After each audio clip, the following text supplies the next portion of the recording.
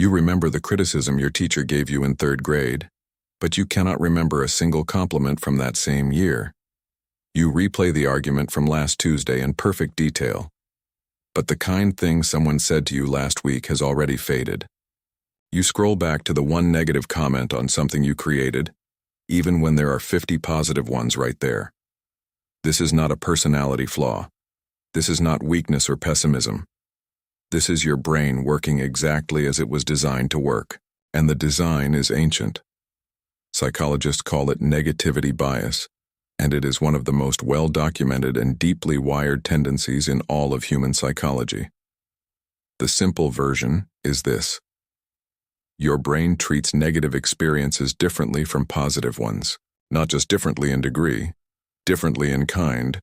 A negative event and a positive event of equal intensity are not processed equally. The negative one gets more attention, more processing, more memory consolidation, and more influence over your future behavior. It is as if your brain runs on a profoundly asymmetric accounting system. Losses cost more than equivalent gains benefit you. Bad is stronger than good, and this asymmetry shows up everywhere. In relationships, one act of cruelty does more damage than one act of kindness does repair. In workplaces, one critical piece of feedback lands harder than 5 pieces of praise. In memory, the humiliating moment from 20 years ago arrives in high definition. The warm afternoon from the same summer is gone. So why did your brain build itself this way? The answer, as with so many things about the human mind, begins on the African savanna. 3 million years ago, your ancestors faced a simple but brutal problem.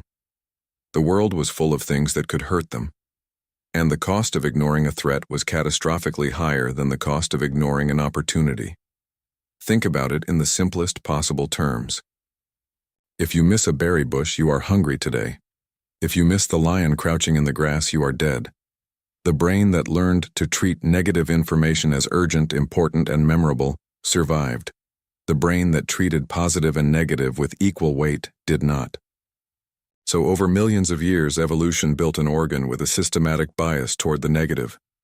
Not because negative things are more real or more important in some objective sense, but because in the environment where your brain evolved, ignoring bad news could end your life instantly, and ignoring good news was just a missed opportunity.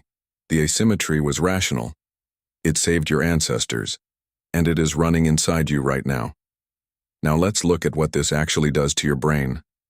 When something negative happens, your amygdala, the brain's threat detection center, activates immediately. Stress hormones flood your system. Norepinephrine and cortisol sharpen your attention and encode the experience more deeply into memory. This is the biological purpose of the negative emotion, not to make you suffer, but to make you learn.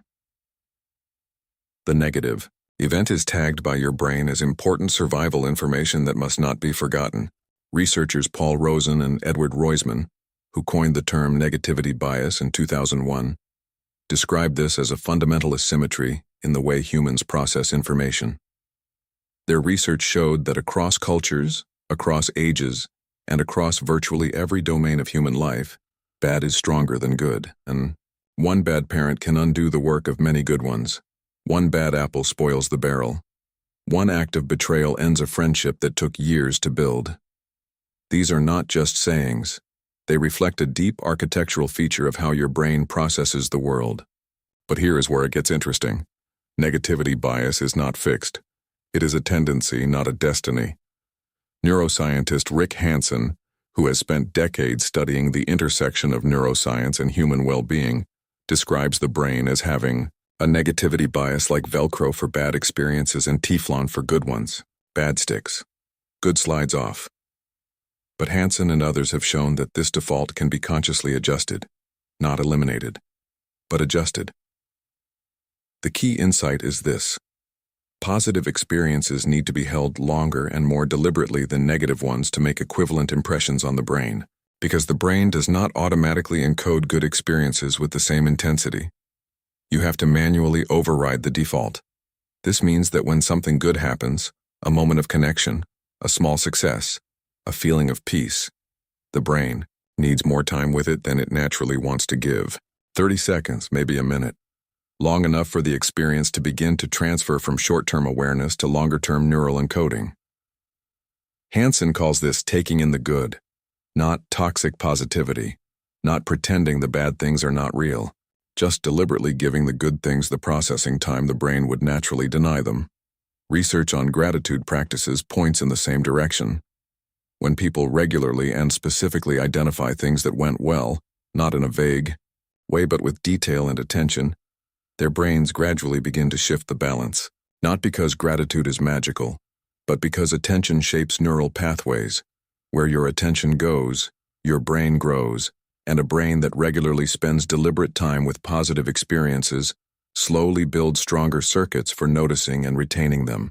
But there is another dimension to negativity bias worth understanding. It shapes not just what you remember, but how you make decisions. Behavioral economists Daniel Kahneman and Amos Tversky demonstrated in their Nobel Prize-winning research that people feel the pain of a loss roughly twice as intensely as the pleasure of an equivalent gain. Losing $20 feels about twice as bad as finding $20 feels good. This is called loss aversion, and it is negativity bias expressed in the language of risk and reward. It explains why people hold on to losing investments too long, why they stay in bad situations past the point of reason, why the threat of losing what they have motivates them more powerfully than the opportunity to gain something equivalent. Loss aversion is not irrational. It was completely rational in the environment where it evolved. When you are a hunter-gatherer on the savannah, what you have is what keeps you alive. Losing it is existential. Gaining more is a bonus. The asymmetry made perfect sense. It just does not always make sense in the modern world. And knowing this is the beginning of being able to work with it, rather than simply being run by it. Your brain remembers bad things more than good things, not because you are broken, not because you are a pessimist, but because you are the descendant of every human who ever survived by taking threats more seriously than opportunities. The negativity bias kept your entire bloodline alive. And now, for the first time in human history, you have enough understanding of how it works to consciously choose when to follow it and when to override it. That is not a small thing. That is one of the most remarkable capacities the human brain has ever developed. The ability to understand its own wiring and to rewire itself. There is one more piece of this worth knowing. Negativity bias does not affect everyone equally.